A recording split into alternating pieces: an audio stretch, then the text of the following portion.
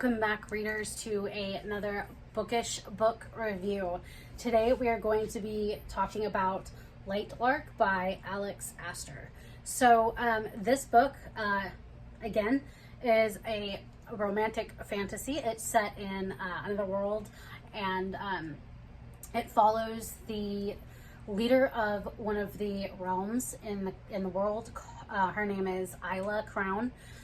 There are several other rulers of different kind of realms, with the main leader who is from Lightlark. His name is Oro, and he's like the king of basically everything. So every 100 years there is these games that get played with the rulers of the country, or the countries of the different realms, which ends up with, I believe, one of them dead due to like a curse and stuff. Yeah, it's a bit of complicated to explain.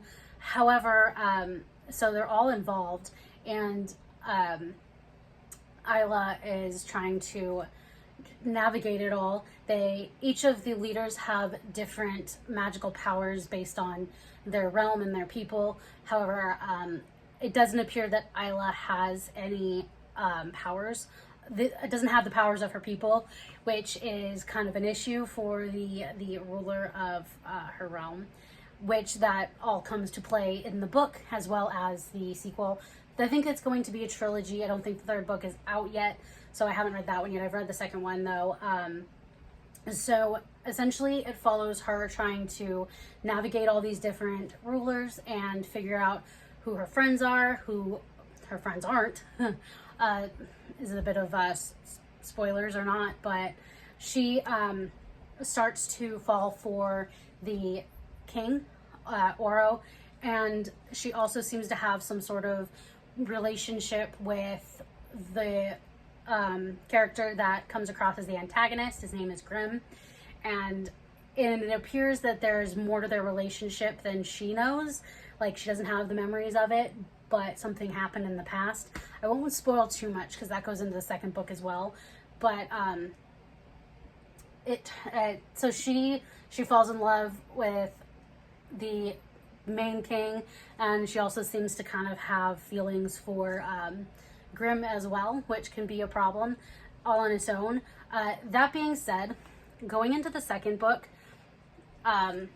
there's this whole thing that we're gonna find out why she was in love with Grimm and all that, and I read it, and every time it had a flashback scene that involved her and Grimm, my first thought was, why does she like him?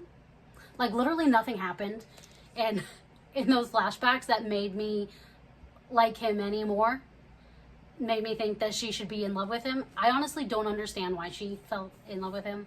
A lot of people, when I read reviews, are like, oh yeah, he's so great, this is obvious why she's in love with him. I'm like, no, it's not.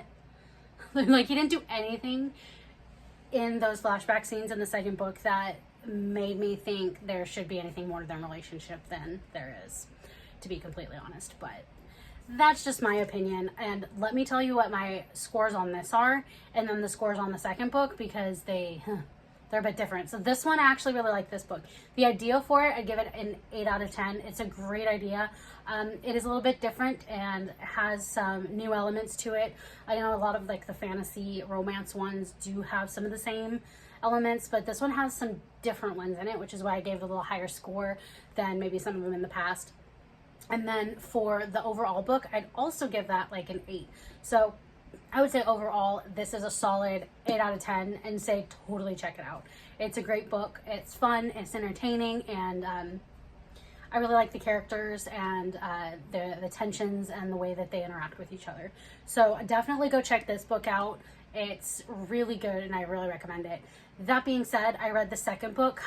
I should have looked it up before doing this, but I honestly don't remember the name of the second book. It might have been Nightshade, which is the name of Grimm's realm, but don't quote me on that. I could be wrong. But anyway, that book compared to this one was completely subpar. Like, so I mean, the idea is still kind of the same. I'd say maybe the idea for the story itself, drop that down to like a 7, because Then you have this like a love triangle, even though it's not really a love triangle, because, you know, if you think about it, a love triangle is all of them connected. It's more like an open triangle. It's not really a triangle, it's just an angle. It's a love angle, essentially. But that's something to rant about later. But you have like this love triangle. She's in love with both of them. They're both in love with her, but neither of them will share, blah, blah, blah, right? But like the book itself, like I would give this an 8. I would give that one maybe a 6, probably closer to a 5. So overall, I'd give it like a 6. Like it did not live up to this one. I did not like it. It didn't make me like Grimm anymore. In fact, it made me like him less. And like, I don't understand why she's in love with him, why she was in love with him. But she's still in love with the other guy who I like much better. I don't know how it's gonna end. But to be honest, if she ends up with one over the other, I probably won't be happy, because like he's not this like romantic figure that that she should want to be in love with. Like, he didn't do anything to make me think she should be in love with him. But that's just my opinion. So I don't really know how it's gonna end. But this book, great, check it out.